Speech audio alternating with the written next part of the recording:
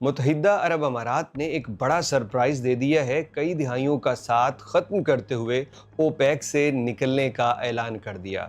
इस ऐलान के कई पहलू हैं, जिसमें मेनली इसके सियासी और इक़्तिसादी पहलू हैं, और हमने दो अलहदा वीडियोज़ बनाई हैं। इस वीडियो में, चूँकि वीडियो बहुत लंबी ना हो जाए, लिहाजा इस वीडियो में हम सिर्फ सियासी पहलुओं पे बात करेंगे, जबकि हमारे चैनल अरब उर्दू न्यूज़ पे हमने इसके इक़्तिसादी पहलुओं पे एक वीडियो बनाई है कि क्या ऐसा करने से अब दुनिया में फ्यूल की कीमत बहुत कम हो जाएगी और क्या यह दुनिया के लिए फ़ायदेमंद है।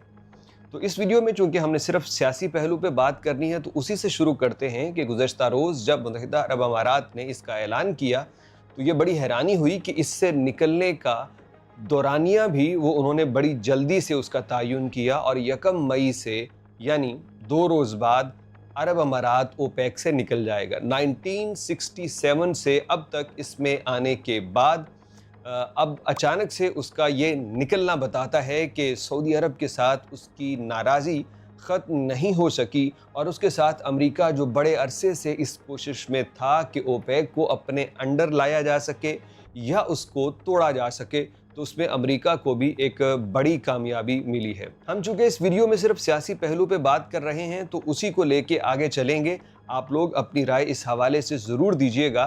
कहा जाता है कि जब से इसराइल मुत्तहिदा अरब अमारात के साथ सफारती ताल्लुकात बनाने में कामयाब हुआ है, ठीक उस वक्त से इस मुल्क की सरगर्मियाँ मशकूक होती गईं, और अब जब मुत्तहिदा अरब अमारात के अंदर इसराइल के बाकायदा डिफेंस यूनिट आ चुके हैं, तो उन्होंने ये एक बहुत बड़ा ऐलान किया है। इसकी डेफिनेटली नए दोस्त बनाना, पुरानों से जान छुड़ाना या नए दुश्मनों से निपटने के लिए हर मुल्क अपनी स्ट्रैटेजी तरतीब देता है, और इसका सबसे पहला ऐलान तो इस ख़बर के साथ किया गया कि हम अपने ज़ाती पैदावार को बढ़ाने, अपनी इकॉनमी को बेहतर करने के लिए ये कर रहे हैं। इसका कोई सियासी एजेंडा नहीं है,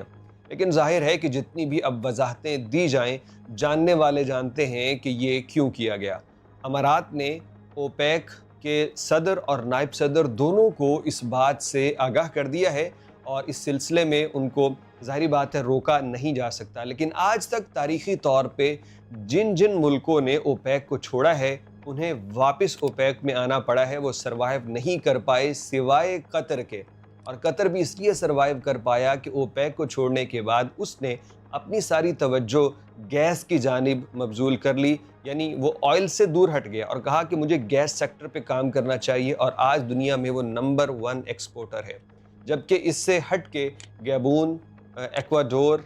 अंगोला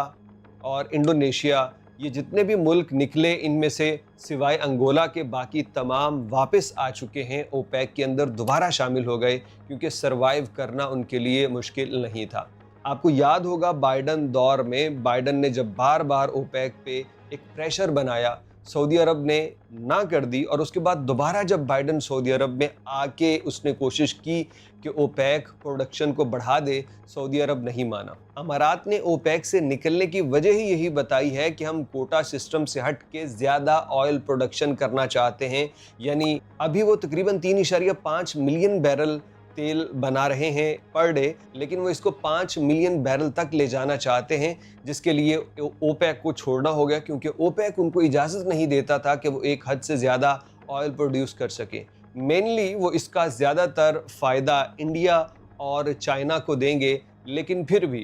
क्योंकि मुत्तहिदा अरब अमारात जो है वो दुनिया का बड़ा ऑयल एक्सपोर्टर नहीं है, उसका नंबर तीसरे नंबर पे आता है। सवाल ये बनता है कि वो किस हद तक तेल की कीमतें कम करने में अपनी ताकत और असर रसूख इस्तेमाल कर पाएगा। और दूसरा ये है कि जिस फुजेरा पाइपलाइन की बात की जाती है, उसकी अभी की कैपेसिटी